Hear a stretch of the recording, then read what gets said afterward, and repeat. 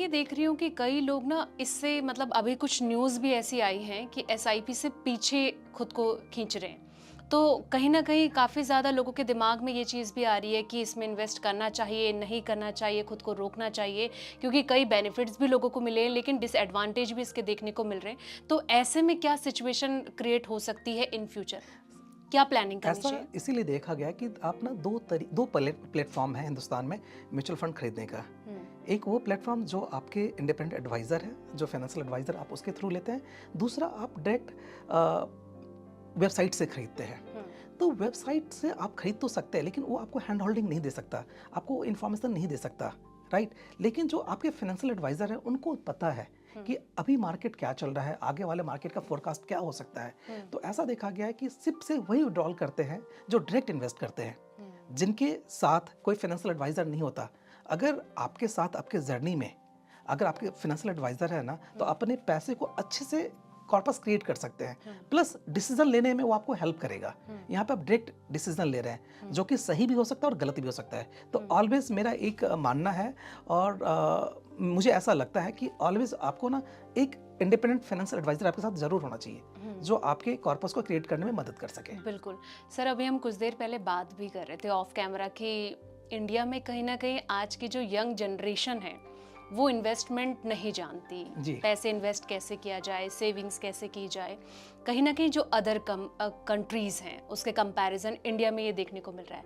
मैं यही चाहूँगी कि एक सर्टेन एज जो होती है कि कितने एज में ये शुरू कर देना चाहिए, जो बहुत इम्पोर्टेंट एक सवाल हो जाता है, आने वाले फ्यूचर के जो आगे के बच्चे हैं उनके लिए समझने के लिए ईज़ी हो जाएगा। मुझे ऐसा लगता है कि जो सही टाइम है इन्वेस्ट हुँ, करने का, जब आपके पास में पॉकेट मनी मिले ना, उसमें से 100 रुपए निकाल के, 200 रुपए निकाल करके आप इन्वेस्टमेंट करना शुरू कर दीजिए, हुँ, राइट? क्योंकि यही पैसा है जो आपके आगे आके काम करेगा। हुँ, अगर आज आप एम्प्लॉयमेंट में आ गए, आपके हुँ, पास पैसे आ रहे हैं, तो आप उसमें से 10%, 15%, 5%, डिपेंड ये नहीं करता है आप कितना अर्न कर रहे हैं। हुँ, सपोज़ आप महीने का 30,000 रुपए कमा रहे हैं और 30,000 में से आपने कुछ नहीं सेव किया, तो आपकी इनकम ज़ीरो हो गई।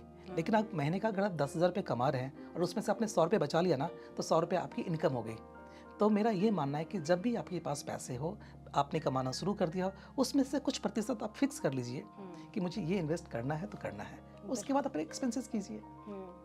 अच्छा, एसआईपी में कंपाउंडिंग का कितना इफ़ेक्ट होता है? लॉन्ग टर्म के लिए कितना बेनिफिट हो सकता है? जैसा मैंने आपको बताया कि हुँ, पहला 1 करोड़ बनाने में कितने साल लग गए थे? 15 साल लगते हुँ, हैं। हुँ। जो 15-15-15 का हाँ, रूल हाँ, है ना? बिल्कुल वो कि फ़ॉर्मूला आपने 15 बताया जो था। 15 साल, अगर हम 15,000 रुपए 15 साल हुँ, 15% के हिसाब से अगर ग्रो करता है, तो पहला 1 करोड़ बनने में 15 साल लगते हैं। हुँ, दूसरा 1 करोड़ बनने में सिर्फ़ और सिर्फ़ 5 साल लगता है, बिल्कुल। और उसको अगर आपने 10 साल और एक्सटेंड कर लिया, हुँ, तो ये 10x हो जाता है। यानी 1 करोड़ रुपए जो आपके थे, वो 10 करोड़ रुपए बन गए। हुँ, तो जो कंपाउंडिंग का इम्पैक्ट है ना, उसमें ये मायने नहीं रखता कि आप कितने पैसे इन्वेस्ट कर रहे हो, ये मायने रखता है कि आपने कितने लंबे टाइम के लिए उसको इन्वेस्ट किया है। हुँ, मैं एक छोटा सा एग्जांपल देना चाहूँगा इसमें कि अगर मेरे पास अगर एक बायोलॉजिकल चाइल्ड है, तो मैं ये चाहूँगा कि एक बायोलॉजिकल चाइल्ड के साथ साथ एक हम इन्वेस्टमेंट चाइल्ड भी रखें। हुँ, नॉर्मली ऐसा देखा गया है कि एक बायोलॉजिकल चाइल्ड को पालने में ना 20 से 25 साल का टाइम लगता है, और तकरीबन 20 से 1,000 रुपये का एक्सपेंसेस है। उसकी स्कूल फ़ी, ट्यूशन फ़ी, अपब्रिंगिंग कॉस्ट, है ना? अगर हम अपने बायोलॉजिकल चाइल्ड को 20,000 रुपये के हिसाब से एक्सपेंस इन्वेस्ट कर रहे हैं, उनका टेक केयर कर रहे हैं, अगर हमने साइमल्टेनियसली अगर एक 20,000 रुपये का हमने इन्वेस्टमेंट करना शुरू कर दिया, तो ये 20 साल में बहुत बड़ा वेल्थ क्रिएट कर सकता है। मुझे नहीं पता कि 20 साल 25 साल के बाद जो मेरे बायोलॉजिकल चाइल्ड है, वो मेरे लिए कितना सोशल सिक्योरिटी का काम करेगा, गॉड नोज़। बट ये फोर्स श्योर है कि जो आपने इन्वेस्टमेंट चाइल्ड, जो 20,000 रुपये हर महीने के हिसाब से आपने इन्वेस्ट किया था, वो 20 साल में इतना बड़ा कॉर्पस क्रिएट कर देगा कि आई एम श्योर ये आपको आपकी सोशल सिक्योरिटी का काम तो करेगा ही करेगा।